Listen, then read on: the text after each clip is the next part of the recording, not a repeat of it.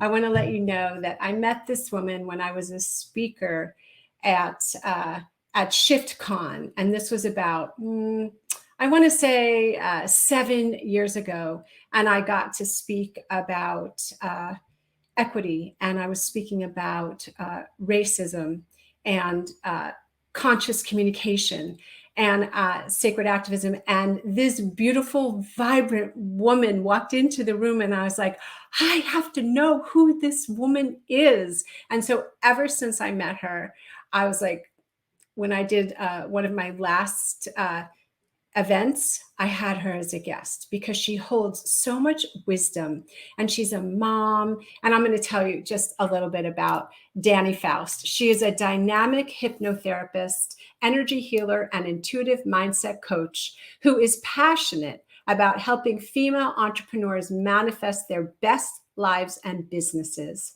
Her coaching blends science and positive psychology with spiritual mind-body practices like meditation, breathwork, and Reiki. Dani also hosts the podcast Manifest It, Sis. She holds multiple coaching and energy healing certifications, a BS in health psychology, and is pursuing an MS EDD in performance psychology. So please put your hands together and help me welcome to the stage Dani Faust. Wow! Oh my goodness. Hi, Wendy. Thanks for having me. Hi, everybody. How are you? I hope you're feeling good. Yeah. And it's been, we've been going full tilt. Since we got on, and I'm so glad you're here to share your wisdom, your experience, and your inspiration. So when we were conversing, communicating about this event, I spoke to you about what's been your journey in embodying your worth and your value. Yeah.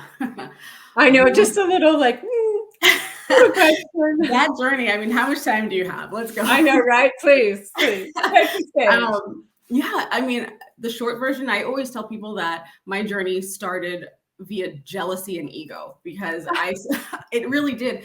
I was 21. I had already dropped out of college, and I saw all these kids that I graduated with. They were graduating college and getting these big jobs. And I was like, these dummies can do it. Well, what's up with me? So that started me on my personal development journey. And I feel like my self-worth and value journey started with personal development in this energy of like, I've got to fix myself. I've got to optimize. I've got to be productive and goals and strive and that kind of energy.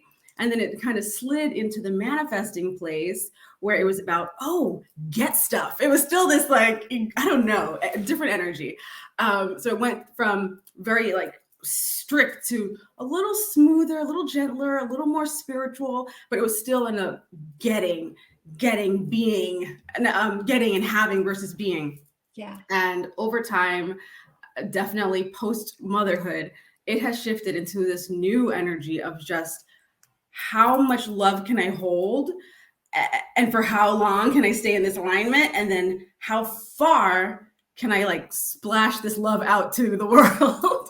And that's like where I live now in my journey. And it's always a journey. So everyone here who's watching me or the other speakers who think, I've got to do this amount of healing and then I'm there. You're never there. There's always some part of the journey. It's just forever. I love that. And it's interesting because what I heard you say was like the jealousy. And I think about the shadow and how so many of us are taught, like, that old saying, don't let them see you sweat. Don't put your business out in the street. But the thing is, your shadow shows. Like, it's not like it doesn't. And oftentimes you project onto other people what is within you that you don't like. Amen. Amen. And I feel like we are being taught in the modern rhetoric to think of our shadow as something to contend with instead of to learn from and welcome and love on, because all she's doing, it's a she, all she's doing is showing you like, hey, this way. It's like like a sign, a light guiding you. And we just have assigned negative traits to it or feelings to it. So it's unfortunate. I think it's shifting. It's so true what you're saying, because I think about this. So, you know, I've been on a spiritual path since I'm 8, and I've been in this transformational, environment for so long. It's the waters that I swim in. And I think about the messages that I had to unwind about, well, it's not spiritual if you find yourself feeling jealous. You're not a good spiritual teacher or person, or, oh my gosh, are you competitive? Like, oh, or do you feel a certain way? It's like, oh, you're bad. I Yeah. mean, what about authenticity? What about, hey, I'm just like you. I am navigating this terrain of embodying, reclaiming, allowing myself to own my worth and my value. Yes. How about I'm a whole person? We are Yes, whole. And yes. there are two sides, right, of this big sun that we are. There's that backside is always there, kind of coming out to play. And we learn from it, we grow from it. But I think what's important is to recognize that when the folks who are kind of shy about their other side, or wanting to kind of distance themselves from whatever they view as negative or bad or wrong about themselves, Or I feel ugly. like It's it, ugly. That's or ugly if you're like that. yeah, I feel like it's just fear. It's just fear popping up to remind you, hey, I'm still here. Let's play a little bit. Let's do a little, it's just that little fear. And that's, for me at least, that's always what comes up again, that I have to work with and say, okay, and embrace and do whatever practices I'm doing to liaise with fear in a better way, so I give so much grace to the people who are in that space. And you see that come up with moms too, feeling Oh, like, oh, I'm not a great mom if I yelled today. I was at my wit's end and I yelled, and now I'm a horrible mom. It's like all or nothing with this shadow in motherhood as well. oh, I love that. I love to talk about the shadow of motherhood. That, because it's like we're enculturated to think, you got to fight to get ahead. Life is hard. You got to, which is so untrue, right? We have experiences and they'll bring us to our knees. Like I said before, when we get to pray, we get to really we get to look at what's showing up in our life. And the shadow of motherhood. I remember when I was going through my professional practitioner training as a spiritual therapist, and my daughter, basically, while I was in the prerequisites or the undergrad part of that, I was pregnant and I gave birth to my daughter. And then I was going through this very rigorous training. And I remember my daughter did not, I don't know any kids that like the car seats. I don't know any of them, Not but mine. my daughter would not get in the car seat. And I was exhausted from breastfeeding and, round the clock care and not sleeping and everything with that. And my daughter wouldn't get in the car seat. And I remember picking her up and going, you have to get in the car seat. And then I was like, oh my God, I'm an abusive mother. Oh my God. And I went into class and I went to one of the experienced moms and I said, oh my God, I think that I did something so bad. I think I harmed my child. And it was by the grace of God. She just looked at me with so much love and compassion. And she said, it's okay. Did you put the baby down? Did you have you taken some time for yourself? Can I give you a hug? I was like, oh, the She was an shadow. angel. She was an angel for you that day. I'm glad you went to her. Oh, Yes. yeah. Yes. Or else we carry this in our heads. I mean, as a hypnotherapist, I'm also a hypnotherapist, but as a hypnotherapist, don't you see the people, like it becomes this cellular, like this belief system becomes embedded, and people are living out of this untrue, false laws. Absolutely. It's like we have the conscious version of ourselves with these things that we know to be true and desire and intend on, and then under the surface, treading water, are these subconscious beliefs that are the opposite. And we don't recognize how entrenched they are. And of course, everyone's heard this, starts in childhood, they get, locked, cemented in, and we do the work of undoing and digging it up gently, putting it aside, replacing it with new pavement, over the time as we're on this journey. But that part of why I got certified in hypnotherapy is because of the magic it worked in my life. Those intrusive thoughts were just too much sometimes. And I recognized, like, I'm really pushing hard for something. I don't think I need to push. I think there's something going on I need to align with. And then when it really clicked for me that my self-worth, my true beliefs are what's going to help me manifest or not in the way I want, that's when it's like the world opened to me in this whole new way. Oh, beautiful. I love the work that you're doing. I mean, it's so wonderful to be able to behold and to facilitate somebody else's transformation, because we're not doing it for them. We're their guides. I'm just helping you on the journey. I'm just a friend saying, hey, girl, this way. Come on. So how is that? So we all have childhoods. What did you notice that you were holding from your childhood that you've released? Girl, I know, right? Again, how much time do you have, Wendy? I know. They're such deep questions. Okay. Need for it to be perfection in order to be loved, like having that, like, do well is the only way I can have value in the world. That was a big thing that I had to release and then re-release and then re-release. But I think, actually what I'll say, I think the thing that I released from my childhood that impacts the way I parent now a lot is regarding, like, discipline and punishment. Listen, my mom's Jamaican, okay? My dad is an detective. That household, there was no room for error, all right? And I noticed, as my kids grew, I noticed that was still in me. How I was behaving towards myself when I made a mistake, and my husband when he had a misstep in my eyes.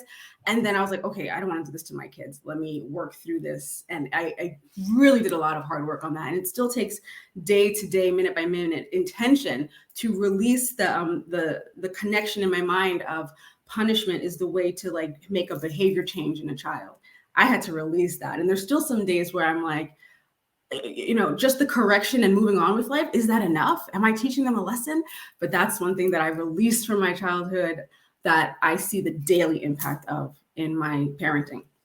I love that. That's so, I mean, I know my husband's Black, and I know that in the Southern Black tradition, there is a way of being, and I'm sure, and I have friends that are Jamaican, and I know that the old paradigm, the kid listens and they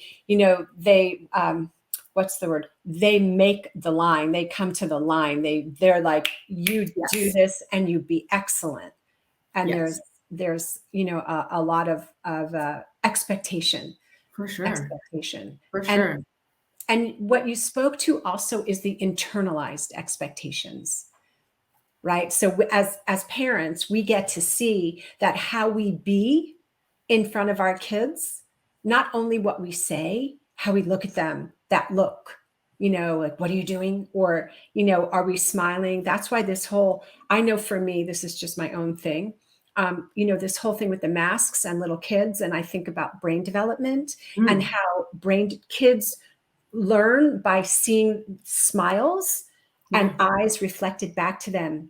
And there's a whole generation of kids that grew up and that were born into a time where they didn't see people's mouths. I didn't even consider that. That is so true. And I wonder what the impact now, I'm sure studies will be done, but I wonder what that impact is going to be on relating and, awareness, situational awareness. Like, is this okay? Social awkwardness. Like, what is going to be the outcome of that? Holy moly, I never thought about that. Yeah. Well, I kept thinking, right? So we have this opportunity, right? I know, take that in. Jeez. It's really, it's amazing. It's a whole indoctrination. And you talked about fear. Yeah. And that indoctrination emerged from fear. Yes, was there, parents that were concerned, but the fear. Absolutely. Fear is, oh, fear is such a virus. It is just, It the is. contagion of fear is so profound. Absolutely. And I found that when I was doing my healing work around forgiving my parents for all the things, what I found myself truly going to is forgiving them for acting on their fear. Yeah. It was the 80s. They're raising a Black girl in a white world in New York City. It's a lot, it was a fear-based rearing that I had. And I had to really work to like get to the core, because yes, of course, they got their stories, their conditioning as well, but what did they get from fear? Because then it was in the 60s raising Black children in a white world, and that's what they were then conditioned with. So it's just like all we're doing is transmuting fear to love. No matter how we do the healing, whatever modality we use or whatever, we're always just transmuting fear to love, whatever level it is. Oh my God, I love that. Because But that's it what it is. is. It's, Yeah. we heard, like, I know that Marianne Williamson did the book Return to Love. I know she's not the first person that ever thought of that, because I think about your work, my work, the work of the speakers on this event, my colleagues. That's really what it's about. It's a returning to love and unwinding, healing. And you said it before, Dani, you said embrace. It It's not is. fighting against, it's Yes. bringing in, like a Yes. little scared child. Oh my gosh. Oh, I see you're having such a hard time with that, or that person, or your feelings. Come here, let me hold you. Yes. Do you need Right? a hug? Hey, fear, I feel you in there. Do you need a hug right now? How can I help you? Do you need a warm bath? What can we do? We have to love on ourselves and our children in that way.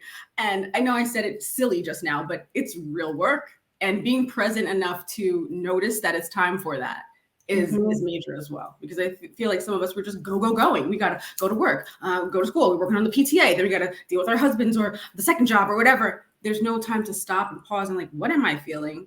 Is this fear? Is this, what is this masquerading as? What do I need? And yeah, so it takes a lot of presence, and it is a privilege to have the peace and space to take that moment to see what the fear is that needs transmuting. It is. It is. I really love that you said that, and I also feel you're probably, tell me if this is you too. I from the time I was little, I just had this inner, it was always like this inner compulsion or propelling force to uncover whatever was on the surface. And I feel like, and I've been called this by other people, like I'm a catalyst. So sometimes I stand in proxy for what other people need to work through, or they have the opportunity to work through, but it is not easy. You Right? said that so much nicer than I just said, I used to be a tough love practitioner. You said that in the sweetest, gentlest way. and yes, I used to say that the way you said, I want to uncover, I used to say that I'm a digger. Like I will dig, find the core nut, and let's get rid of that shit or Yes. transmute it or whatever, so that we can go forward in this new, brighter, open-hearted energy. But yeah, so you said that very sweet, but yes, I am similar. And I really identify because I'm from New York, right? So I have a New York sensibility about things. Something happened yesterday when I was walking my dog, and I just like tuned into my New Yorkness, and I was like, I'm going down this other side, it's like, because my radar, my way of being, and is very quick, right? So you may not know that that's what's going on for me, but I imagine for you too, especially, what you shared about how your parents felt. You have an antenna. We have this antenna of like, oh, okay, so let me just take the temperature of this person, of this environment, of what's happening, right? And let me be that lightning rod for others and for our children. I mean, your kids are so adorable. Oh my Thank you. gosh. They're the best. I think I'll keep them. They're Yeah. awesome. Right. Yeah, exactly. Yeah. Thank you. Yeah, we do have to be that for our children. And I think I often think about how those cliches about parenthood are so true. Like, our children are our biggest teacher. When I would hear that before, I would just be like, shut up. But it is the most true thing in the world for me. And I recognize that as I grow and as my journey transforms and I open and expand, I recognize that I am now way better at being able to help them grow and expand and recognize their expansion independent of what lessons I have taught them, you know? So it's beautiful to be that for your that like alignment space for your children, but it's extra beautiful to watch them be the alignment space for themselves, and then you're just like, oh, they're great people, you know. So yeah. Have you ever heard coming out of their mouth to a friend what you said to them? Not to a friend, but to me. Oh. They parent back at me, and I'm like, damn, you're right. Well done. Yeah, it's usually when I make a mistake or I'm rushing or something, and my daughter will be like, slow down, mommy, it's okay.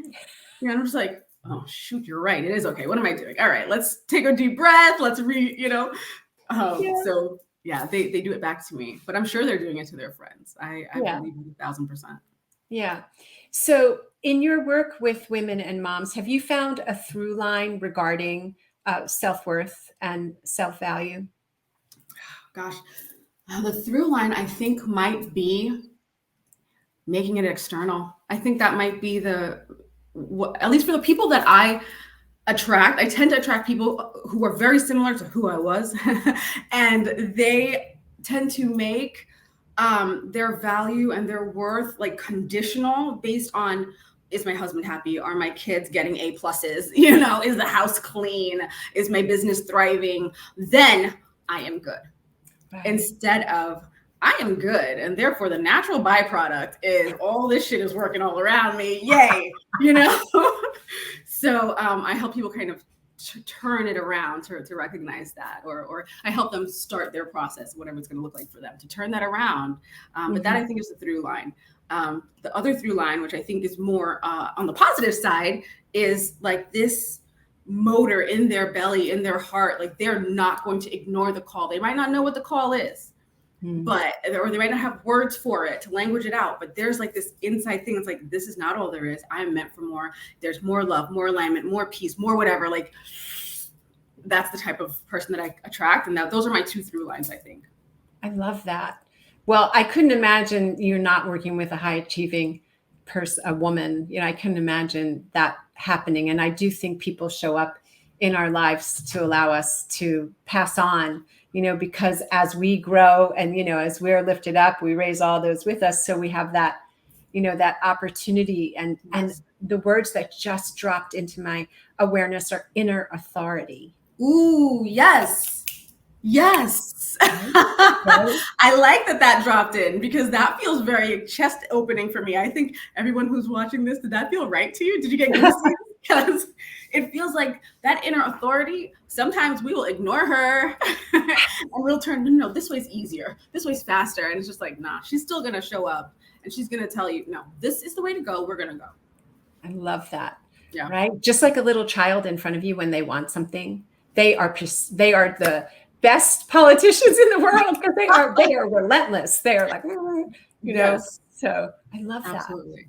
Yeah. She is going to show up. She is going to let you know what she needs. Yeah. So Dani, do you have a free gift for the people that are here? Any other thing that you would like to share? Sure. You know, I do want to share one quick thing, and it is that your life is eternally editable, and every single moment is right. I be spitting sometimes, Wendy. I spit sometimes, and every moment is a chance to choose again. So we're never locked in. We're never stuck.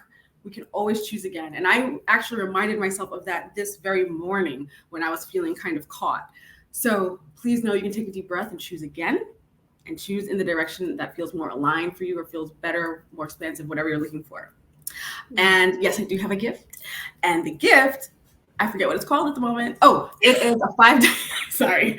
It's a 5-day manifesting breakthrough experience. Ooh. You just go to Dani Faust, DaniFaust.com. You'll see where you can sign up for my email list, and it'll get sent to you 1 episode a day. And by the end of those 5 days, I guarantee something is going to manifest, whether it be money, love, an experience, or just the feeling of more peace, ease, optimism, whatever. Something beautiful is going to manifest, because spoiler alert, something's always manifesting. Yeah, right. So just say a little more about what's always that, because that's a spiritual principle.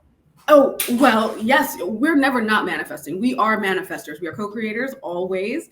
And what's important is to recognize that everything around you right now, you manifested from old you, and today you going forward, you can manifest whatever it is that you desire, whatever it is that you want to experience, feel into, flow. Just know that. You're never not manifesting. You're never stuck when it comes to that. We just need to remind ourselves to get back into alignment and allow. It's always about allowing, because only abundance flows. Yes. And what you said about getting into alignment is that it's not how many times where we get out of alignment, right? Damn right. It's getting right back in. I just got goosies on that one. Because those of us that don't know anything about trying to be perfect, but may know people that really want to be perfect, right? Not us, but our friends. Right. Those guys. Exactly. Right. I am not the wounded healer. Not me. Oh gosh, Wendy. Yes. Get back and get back again, and then fall and then get back again. Right, guys? Right. And just like mothering. Same deal. Yeah. There's no perfection. We think there is, and that's the weird thing that we still continue to aim for. But really, it's just like the most expansive version that I can see for me right now could be the goal. There could be others, but that could be a more gentle, loving goal than perfection, absolute perfection, or whatever you believe that to be. So I suggest to all moms, okay, in this moment, I was short with them. In the next moment, I apologize, I hug, I do something else, and I choose better, and I choose again. Remember, eternally editable. Choose again. You are never without choice. Thank you. Thank you. Thanks everyone for watching. I hope you take this good juju and spread it out.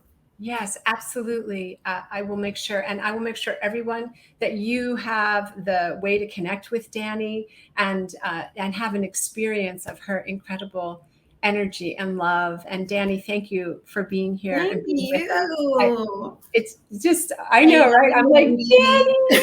Every time I see you, it's just this burst of love. You have so much that you vibrate and radiate with. I love you. I appreciate you. Thank you. Ditto. Thank you so much. All right. Bye. Thank you. Bye, Dani.